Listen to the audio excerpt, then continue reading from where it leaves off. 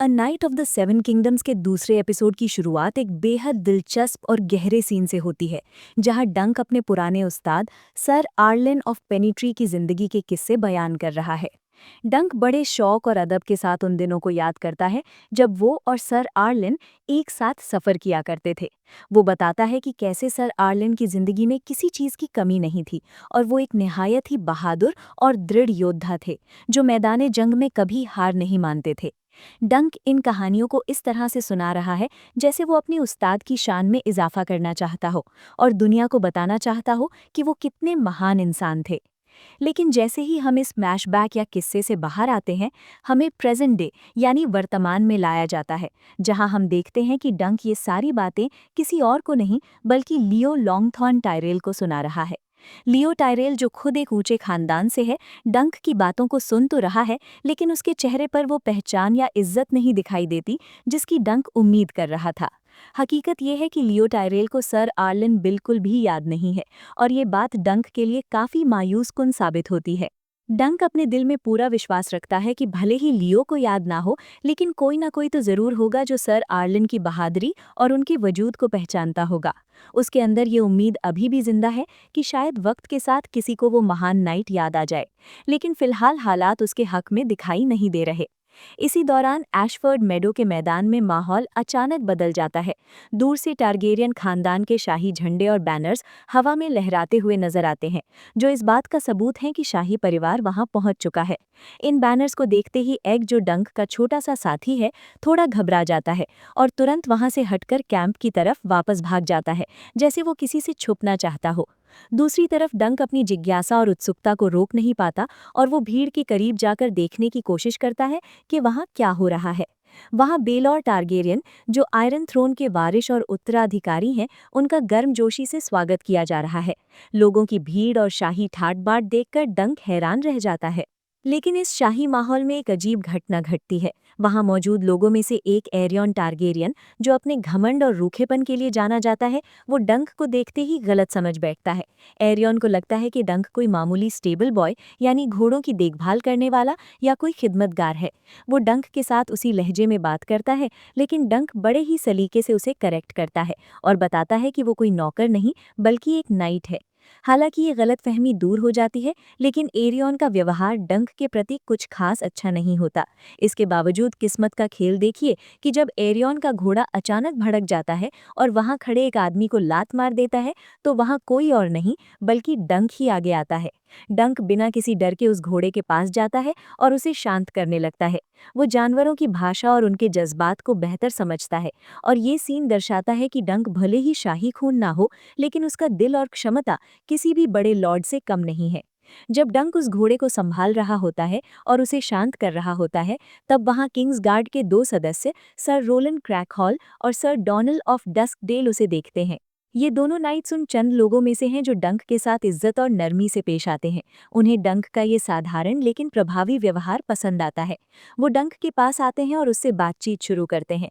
इस गुफ्तगू के दौरान वो अपने बैकग्राउंड के बारे में खुलकर बात करते हैं। सर डोनल बताते हैं कि वो कोई बड़े खानदान से नहीं बल्कि एक साधारण क्रैबर यानी केकड़े पकड़ने वाले के बेटे हैं। ये बात डंक को काफी राहत देती है, क्योंकि उसे लगता है कि वो अकेला नहीं है जो नीचे से उठकर यहाँ तक पहुंचा है।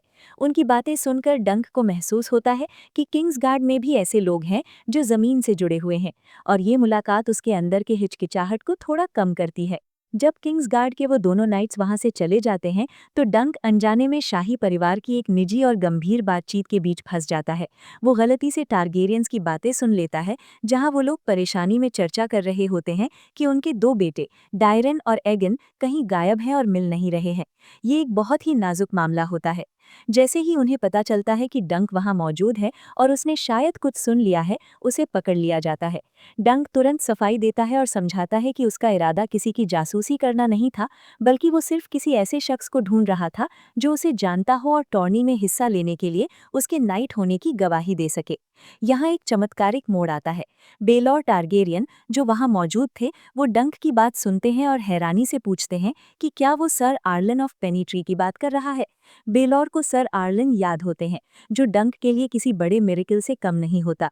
बेलोर टारगेरियन डंक की सच्चाई परखने के लिए उससे सर आर्लन के बारे में सवाल करते हैं।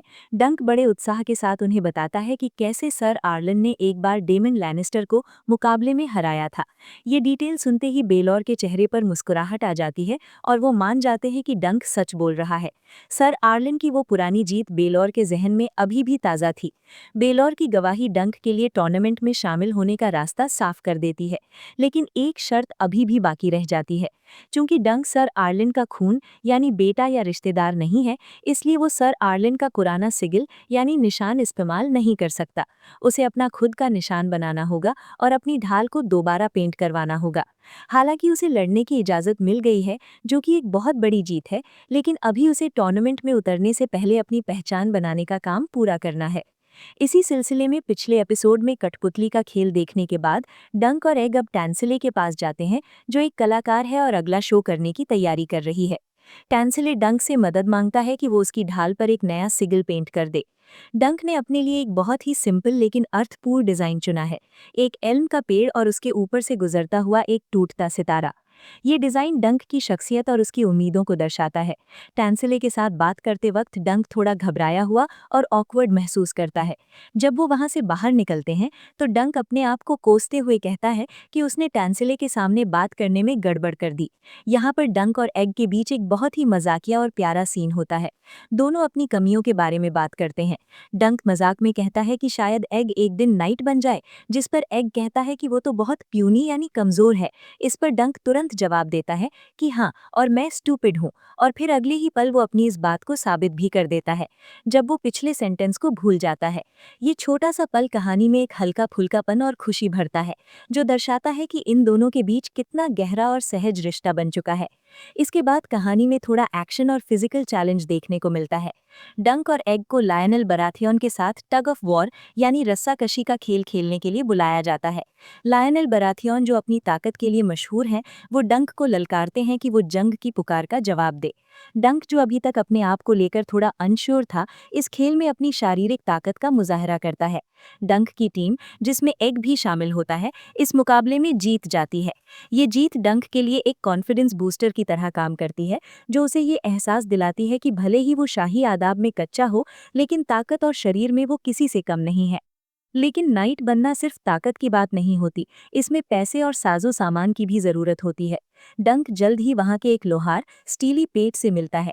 डंक को अपने लिए आर्मर और हथियार चाहिए, लेकिन उसके पास इतने पैसे नहीं है कि वो ये सब खरीद सके। मजबूरन उसे एक बहुत ही कठिन डिसीजन लेना पड़ता है। उसे सर आर्लन के घोड़ों में से एक को बेचना पड़ता है, ताकि वो अपने लिए जरूरी सामान का इंतजाम कर सके। ये सीन बेहद जज्बाती और दिल को छूने वाला है। जब डंक अपना घोड़ा बेच रहा होता है, तो वो खरीदने वाले से बड़े ही रिक्वेस्ट के साथ कहता है कि वो उस घोड़े को एक सेब और कुछ ओट्स यानी जौ खिलाए। ये छोटी सी बात दिखाती है कि डंक का दिल कितना नर्म है और वो अपने जानवरों से कितना लगाव रखता है। पैसे की तंगी के बावजूद उसकी इंसानियत और दया भाव कम नहीं होती। रात होने पर डंक वापस एग के पास आता है। वहां बातें करते हुए उसे एक और हैरान करने वाली सच्चाई पता चलती है। सर डोनल, वही किंग्सगार्ड नाइट जिन्होंने कहा था कि वो एक क्रैबर के बेटे हैं, दरअसल पूरे वेस्टरोज में केकड़े पकड़ने वाली आधे से ज्यादा प्रॉपर्टीज के मालिक हैं। ये बात सुनकर डंक को एहसास होता है कि अमीरी और गरीबी की परिभाषा कितनी अलग हो सकती है, और लोग अपनी असलियत को किस तरह छुपाकर रखते हैं या फिर उसे मामूली बताते हैं। ये खुलासा डंक को सोचने पर मजबूर करता है कि इस दुनिया में जो दिखता है वो हमेशा सच नहीं होता। रात के जश्न शुरू हो जाते हैं और माहौल रंगीन हो जाता है। डंक वहां मौजूद टैलेंटेड जाउस्टर्स को देखता है, जो अपनी कला का प्रदर्शन कर रहे होते हैं। उन्हें देखकर डंक के मन में फिर से शंका और डर पैदा होने लगता है। वो सोचने लगता है कि जब किसी को महान सर आर्लन याद नहीं है, तो लोग उसे क्या याद रखेंगे। उसे सर आर्लन के बारे में सुनी वो बातें सच लगने लगती हैं, कि शायद वो एक पुअर नाइट ही थे। डंक का सेल्फ डाउट यानी आत्मसंदेह उसे घेरने लगता है, लेकिन फिर वो अपने अंदर एक नई हिम्मत और दृढ़ निश्चय महसूस करता है। वो फैसला करता है कि चाहे कुछ भी हो जाए, वो सबको गलत साबित करेगा। वो दुनिया को दिखा देगा कि एक सच्चा नाइट कैसा होता है, भले ही वो किसी बड़े खानदान से ना हो। ये एपिसोड डंक के इस नए जुनून और हौसले के साथ खत्म होता है, जहां वो अपने आने वाले मुकाबलों के लिए मानसिक रूप से तैयार हो रहा है।